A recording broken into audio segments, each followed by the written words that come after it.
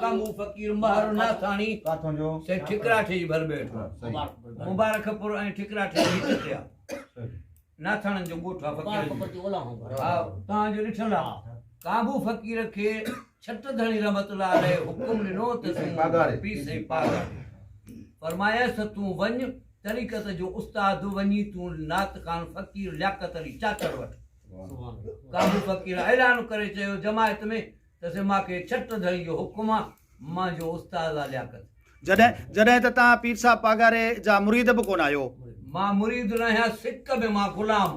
पोइ बि माना तव्हांजे लाइ हुकुम मां थियो गुलाम आहियां उन्हनि जो जमायत सां मुंहिंजी जेतिरो वास्तो आहे इहा वॾी ॻाल्हि आहे जो घटि हुजे मुंहिंजो जमायत में वधीक वास्तो आहे बिल्कुलु सही था तमामु मोहबत आहे मुंहिंजी ऐं तमामु मुंहिंजी जमायत में तमामु घणे खां घणो हलण वारो साईं सखी साईं और फरमायो चीफ खलीफनि जी मंज़िल ते कमट वारे उन्हनि जी बि मां नाइब नबी आहे नाइब नबी आहे पीर साहब सो साईं सखी साईं सोने अब्दुल्ला कमट वारे फरमायो त पीर साहब नाइब नबी आहे असां वेठा आहियूं कचहरी में नाइब नबी मज़ाक त न आहिनि एॾो लक़ब जेको आहे सो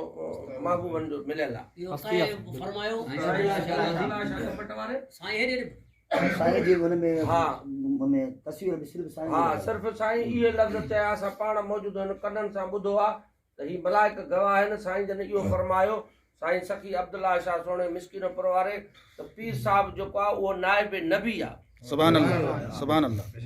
मज़ाक आहे रसूलुल्लाह साहब जंहिंजी नाइब नबी आहे त असां हाणे ॻाल्हि इहा आहे मां फ़कीर मां